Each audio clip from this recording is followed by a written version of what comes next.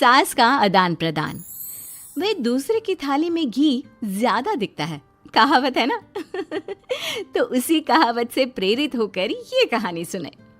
मीरा अपनी सहेली सीमा से कहती है, क्या रे सीमा, तेरे जैसी सास भगवान सबको दे।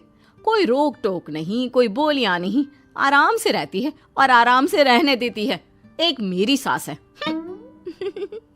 माना कोई रोक टोक नहीं है, लेकिन दूसरी कई परेशानियां हैं जो मेरी सास के साथ है, तू नहीं समझेगी। चल अच्छा रखती हूँ, ननद आई है, उसकी खातिरदारी करनी है। मीरा सीमा की सास से काफी इम्प्रेस रहती है।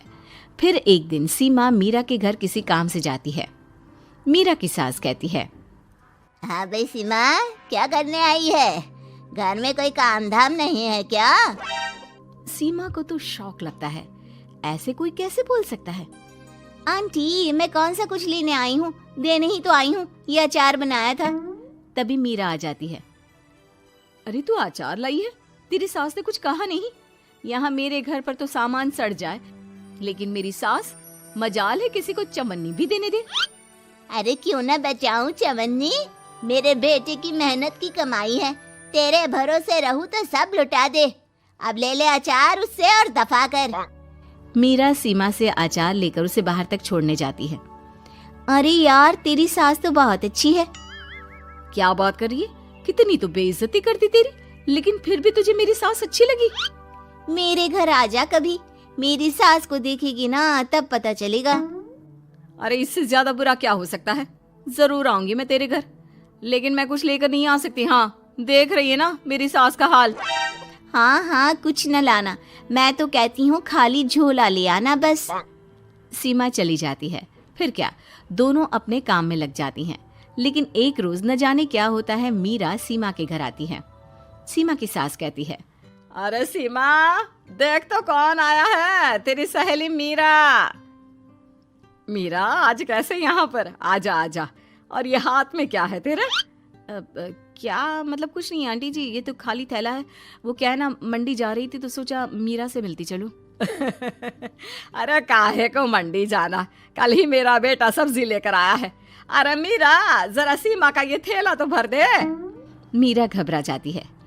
अरे नहीं नहीं माँ जी, बिल्कुल नहीं, मैं कुछ नहीं ले सकती। हम लोग ना अलग सब्जियां खाते हैं। खैर, मीरा सब्जी तो नहीं लेती, लेकिन सीमा की सास तो न जाने क्यों कद्रदान हुई रहती है। अरे मीरा, जरा चिकन मटन बना ले, तेरी सहेली आई है। मैं फोन कर देती हूँ, वो दे जाएगा। और सुन, मिर्च जरा तेज कर देना। लेकिन मीरा तीखा नहीं खाती है माँ जी। अरे खाना चाहिए। अब सीसी करेगी ना तो नाक का सारा कचरा भी निकल जाएगा। हाय रे, कितनी अच्छी है तुम्हारी सास। हाँ, तभी आसपास के सारे यहाँ खड़े हो जाते हैं सुबह से ही। अभी 2 मिनट रुक ना, खुद पता चल जाएगा। तभी पड़ोसन आती है। अरे बहन जी, चाय का वक्त हो गया, सोचा चली आऊं आपके घर। अरे क्यों नहीं क्यों नहीं, वो क्या है ना, बहू की सहेली आई है तो चिकन बन रहा है, वो भी लेती जाना। मैं जरा ज्यादा ऑर्डर कर देती हूँ। और हाँ बहू, पकोड़े भी तल ले चाय के साथ। जा जा मीरा बेटी, सीमा की मदद कर दे जरा। मीरा सीमा के पास किचन में जाती है, जहाँ सीमा सास को कोस रही होती है। घर में कितनी मुश्किल से सब्जी और राशन आता है, लेकिन ये नहीं समझेंगी। अरे पिछले महीने भी 2 बार राशन लाना पड़ा था, लेकिन ये है कि सच्ची यार, फिर भी तू लकी है। तेरी सास कम से कम मेरी सास की तरह तो नहीं है। मीरा कुछ देर रहकर वहां से चली जाती है। दोनों बहुएं किसी तरह सास के साथ दिन काट रही थी कि एक दिन सीमा कहती है, नहीं नहीं माँ जी, बस करिए, तंग आ गई हूँ मैं आपसे। मैं अब आपके साथ नहीं रह सकती। एक बार, बस एक बार आप मेरी सहेली मीरा की सास की तरह बनकर देखिए। अरे कितनी अच्छी इंसान है वो, कितना सोचती है घर के लिए। दूसरी तरफ मीरा, माँ जी कैसी हैं आप? कुछ तो सोचा करिए, समाज नाम की भी कोई चीज होती है। बस एक बार मेरी सहेली सीमा की सास की तरह बनकर देखिए। अरे कैसे जी जाती है जिंदगी, उन्हीं से पता चलेगा। दोनों की सास को आता है गुस्सा। अरे भाई, कोई छोटे बच्चे तो है नहीं जो किसी के साथ तुलना कर दे और वो कुछ ना कहे। मीरा की सास कहती है, मुझे तो सीमा के पास ही छोड़ा। सीमा की सास कहती है, तू ना मुझे मीरा के पास ही छोड़ दे। दोनों एक दूसरे से सलाह करती हैं और सासों का किया जाता है आदान प्रदान यानी एक्सचेंज। अगली सुबह मीरा की बदली हुई सास। अरे मीरा, मेरी बेटी आ रही है। मीरा को तो आदत थी कि घर का कोई भी आए दमड़ी ना निकले, ना कुछ बनाना ना कोई लेन देन। अच्छा माँ जी ठीक है, कोई बात नहीं। अरे कैसा कोई बात नहीं, अरे लाओ 16 तरह के पकवान और ननद को देने के लिए सीधा निकालो। सीधा समझती हो ना? देना लेन देन? अरे माँ जी कैसी बात कर दी। इस घर में जो कोई कुछ भी ले आए, लेकिन मजाल है घर की चवन्नी भी कहीं चली जाए। अरे ये तो परंपरा ही नहीं है इस घर की। बाकी खाना हो तो रोटी दाल बना देती हूँ। रोटी दाल तो मेरी बेटी दुख में भी नहीं खाती, तो मायके में क्यों खाए। मैं अभी चिकन मटन पनीर और दाल ऑर्डर कर रही हूँ, सब बना देना। लेकिन मेरी तो आदत ही नहीं है इतना सारा खाना बनाने की।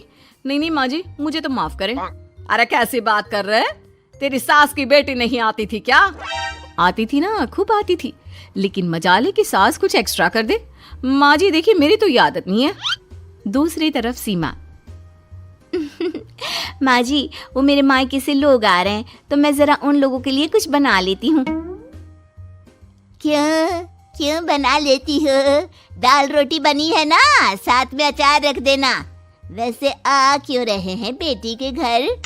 सीमा को तो बहुत बुरा लगता है। कहाँ तो उसकी सास पड़ोसी के कुत्ते को भी घी की रोटी खिलाती है, और कहाँ ये मीरा की सास जो उसके मायके वालों के लिए सूखी रोटी अचार रख देने की बात कर रही है।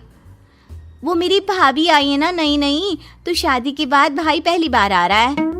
हाँ तो उन लोगों को बोल दो, हमारे घर का रिवाज है सास के लिए 10 साड़ी हार और सजावट का सामान लेकर ही आना, समझे? सास तो बोली जा रही थी, लेकिन सीमा को कुछ समझ में नहीं आ रहा था कि वो क्या करे। सीमा का पति। अरे सीमा क्या हो गया, तुम्हें तो माँ से बिल्कुल ऑपोजिट चाहिए थी ना। कहाँ माँ हर किसी के आओ भगत में तुम्हें लगा कर रखती थी, लोगों से खूब मिलती, घर का सामान बांटा करती थी। अरे याद है ना, तुम्हारे घर वाले आते थे 1 पैकेट लेकर और जाते थे पूरे 10 थैले के साथ। अब आएंगे 10 पैकेट लेकर और जाएंगे खाली हाथ। सही है। नहीं नहीं, मुझे नहीं चाहिए ऐसी सास, ये सब तो मुझे पता ही नहीं था।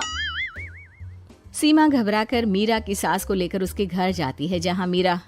सीमा ले जा अपनी सास भाई। हाँ हाँ, मैं भी तेरी सास वापस ही देने आई हूँ।